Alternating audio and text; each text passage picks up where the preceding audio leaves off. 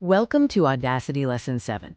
Today, we're diving into one of the most powerful tools for shaping your audio, the equalizer, or EQ. Get ready to master the basics of EQ.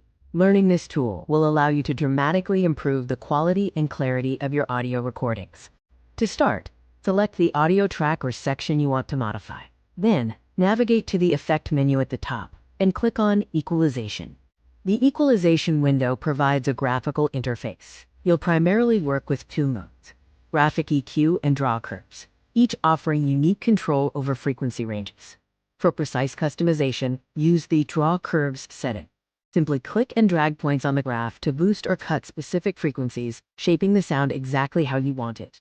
If you prefer a simpler approach, switch to graphic EQ.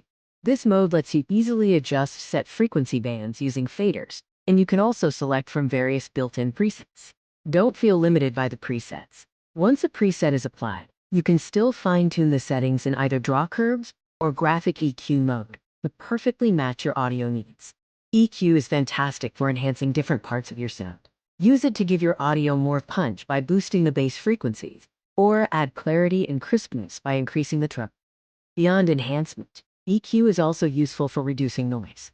By cutting problematic frequency ranges, you can minimize unwanted hiss or hum in your recordings. That wraps up our lesson on Audacity's equalization. Remember the power of EQ for bass and treble magic, and even tackling unwanted noise. Practice these techniques to take control of your sound.